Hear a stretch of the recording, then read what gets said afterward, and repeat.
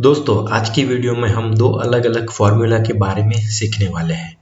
एक है if formula और दूसरा है स्विच फार्मूला। ये दोनों फार्मूला लॉजिकल फार्मूला है और हमारे लिए दिए गए हुए अलग अलग क्राइटेरिया की मदद से हमें रिजल्ट को शो कराते हैं।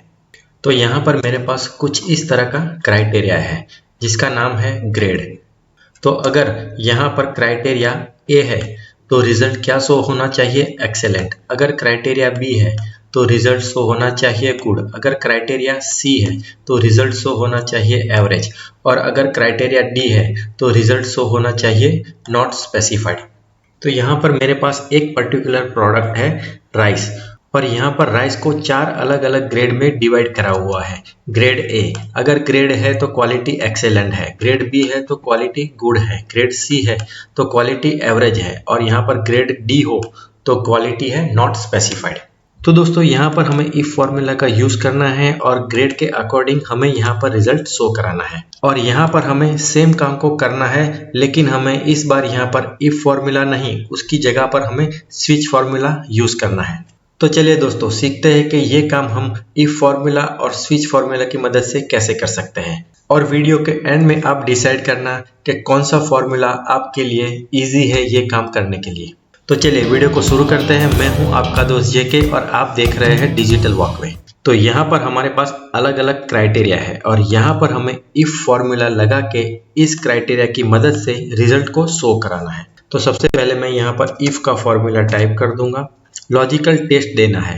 If this cell is equal to, मैं डबल कोट्स में टाइप करूंगा ए, कॉमा करूंगा, वैल्यू इफ ट्रू।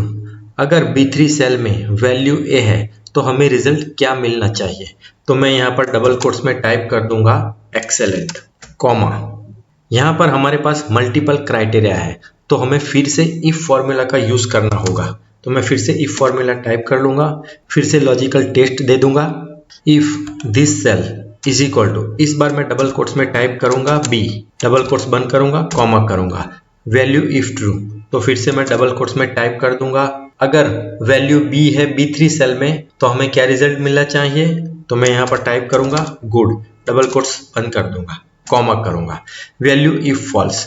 तो यहाँ पर तीसरे क्राइटेरिया के लिए फिर से हमें इफ का फॉर्मूला टाइप कर लेना है, फिर से लॉजिकल टेस्ट देना है। This cell is equal to, double quotes में टाइप कर लूंगा सी, डबल कोट्स बंद करूंगा, कॉमा, वैल्यू इफ ट्रू। तो मैं डबल कोट्स में टाइप कर दूंगा एवरेज, कॉमा। अब लास्ट क्राइटेरिया बचा हुआ है तो फिर से मैं इफ का फॉर्मूला टाइप कर लूंगा, लॉजिकल टेस्ट देना है। This cell is equal to, double quotes में टाइप करूंगा D, comma, value if true. तो मैं डबल कोट्स में टाइप कर दूंगा नॉट स्पेसिफाइड, कॉमा। अब यहाँ पर वैल्यू इफ फॉल्स के लिए हमें दो बार डबल कोट्स टाइप कर देना है। अगर इन चारों में से सेल के अंदर कोई भी वैल्यू नहीं है तो हमें ब्लैंक चाहिए। तो इसके लिए मैंने यहाँ पर दो बार डबल कोट्स टाइप किया है। मैं यहाँ से ब्रैकेट क्लोज करके एंटर करूंगा। हमें यहाँ से यस कर देना है। तो देखिए यहाँ पर क्राइटेरिया है या कहे तो ग्रेड ए है तो हमें रिजल्ट मिला है एक्सेलेंट। इस फॉर्मूला को मैं अब नीचे तक ड्रैग कर लूंगा। तो देखिए यहाँ पर बी है तो क्वालिटी है गुड, यहाँ पर सी है तो क्वालिटी है एवरेज, यहाँ पर डी है तो क्या लिख के आ गया? Not specified. फिर से यहाँ पर ए है तो क्या रिजल्ट मिला है? एक्सेलेंट। अब हम यहाँ पर सेम काम को रिपीट करेंगे, लेकिन हम यहाँ पर अब स्विच फॉर्मूला का यूज करेंगे। तो मैं यहाँ पर स्विच का फॉर्मूला टाइप कर देता हूँ। टैब प्रेस करके मैं फॉर्मूला ओपन कर लूंगा। अब यहाँ पर पहला आर्ग्यूमेंट है एक्सप्रेशन। तो इस आर्ग्यूमेंट के लिए हमें यहाँ पर सेल रेफरेंस देना है। तो मैं यहाँ पर इस सेल को सिलेक्ट कर लूंगा जहां पर अलग अलग क्राइटेरिया है, मैं कॉमा करूंगा। दूसरा आर्ग्यूमेंट है वैल्यू 1। तो वैल्यू 1 के लिए हमें यहाँ पर टाइप करना है डबल कोट्स में ए, क्योंकि यहाँ पर ग्रेड में पहली वैल्यू आएगी ए, फिर बी, फिर सी और फिर डी। तो मैंने यहाँ पर वैल्यू 1 के लिए डबल कोट्स में टाइप किया है ए, मैं यहाँ से कॉमा करूंगा, रिजल्ट 1। तो अगर यहाँ पर G3 सेल में वैल्यू ए है तो हमें क्या रिजल्ट चाहिए? हमें चाहिए एक्सेलेंट। तो फिर से मैं डबल कोट्स में टाइप कर दूंगा एक्सेलेंट, फिर से मैं कॉमा करूंगा। आर्ग्यूमेंट है वैल्यू 2। तो फिर से मैं डबल कोट्स में टाइप कर दूंगा B, comma.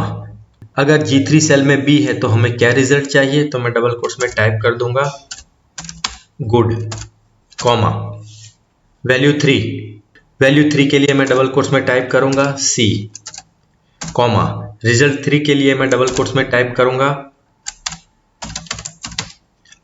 Average, comma, value 4 के लिए मैं डबल कोट्स में टाइप करूंगा D, कॉमा, और यहां पर लास्ट में रिजल्ट 4 के लिए मैं डबल कोट्स में टाइप कर दूंगा